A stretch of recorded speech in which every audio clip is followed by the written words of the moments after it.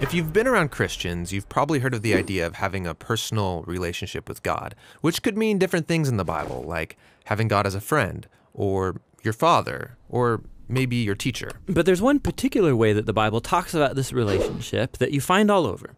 But strangely, we don't talk about it that much, and that's the idea of a partnership with God. A partnership like working alongside someone to accomplish a goal together. Right, and this is actually what you see at the beginning of the Bible. God creates this good world full of all of this potential. And then God appoints these unique creatures, humans, as his partners in bringing more and more goodness out of all that potential. But the humans don't want to partner with God. They rebel and try to create a world on their own terms. And so this broken partnership is the Bible's explanation for why we're stuck in a world of corruption and injustice and the tragedy of death.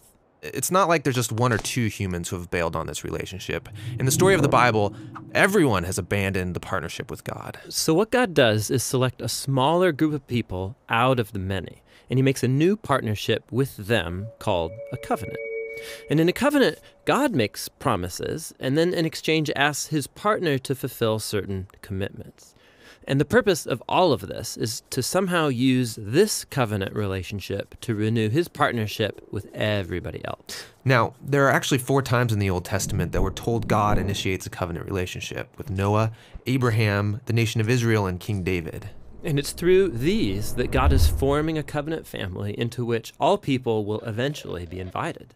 So let's see how these work. The first one is with Noah. So in this story, God has just brought the flood to cleanse the world of humanity's corruption, and Noah and his family are the only ones left. And so God makes a covenant with Noah, saying, listen, I know that humans will continue to be evil, but despite that, I'm not going to destroy it like this again. Instead, the earth will be this reliable place for us to work together. Great. So what does Noah have to do? Nothing. And that's what's so interesting about this first covenant, is that God is promising to be faithful, even though he knows humans won't be.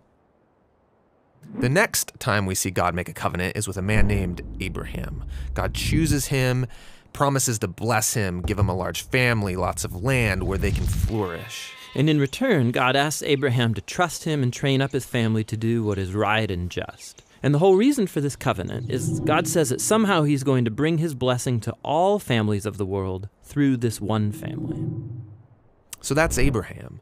The next time we see God make a covenant is when Abraham's family grows into the tribe of Israel. And this covenant is with the whole tribe.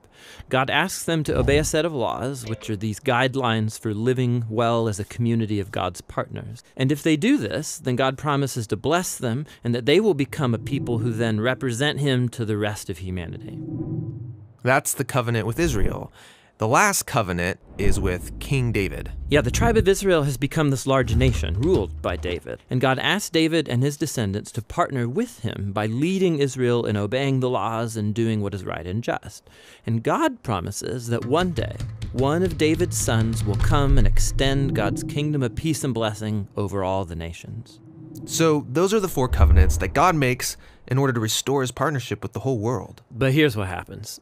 Israel breaks the covenant. They worship other gods, they allow horrible injustice, and so they lose their land and are forced off into exile. So it seems hopeless. But during this time, Israel's prophets talked about a day when God would restore these covenants in spite of Israel's failure, somehow. Yeah, they called it the New Covenant. And this is actually what's so interesting about Jesus, is that he's introduced into this story as the one who fulfills all of these covenant relationships. We're told that he's from the family of Abraham, and so he will bring the blessings of that family to the whole world. We're told that he's the faithful Israelite who was able to truly obey the law. And we're told that he's the king from the line of David, and so he goes about extending God's kingdom of justice and peace to all. And that's really remarkable for one guy. Yeah, and what it highlights is perhaps the most surprising claim of all made about this man, that Jesus is no mere human, but rather God become human. And God did this in order to be that faithful covenant partner that we are all made to be, but have failed to be. And so through Jesus, God has opened up a way for anyone to be in a renewed partnership with him. So Jesus calls people to follow him and become part of this new covenant family. And despite their failures, Jesus is committed to making them into partners who are becoming more and more faithful. The story of the Bible ends with a vision of a fully renewed world, full of goodness and peace. And there's this renewed humanity there, partnering together with God to expand the goodness of his creation. And so the end of the Bible story is really a new beginning. Hey, this is Tim. And this is John. We think one of the best ways to understand the Bible is to take its core themes and trace them all the way from the beginning through to the end. We also take individual books of the Bible and explore their themes and structure. We're a nonprofit, and we're always raising money for the next video, and you could be a part of helping us do that. You might not know that Tim is a pastor here in Portland at Door of Hope Church, and he's got some really good sermons. You can find them at timmackey.com. You can download high-resolution versions of all these videos. You can get study guides, all for free at jointhebibleproject.com.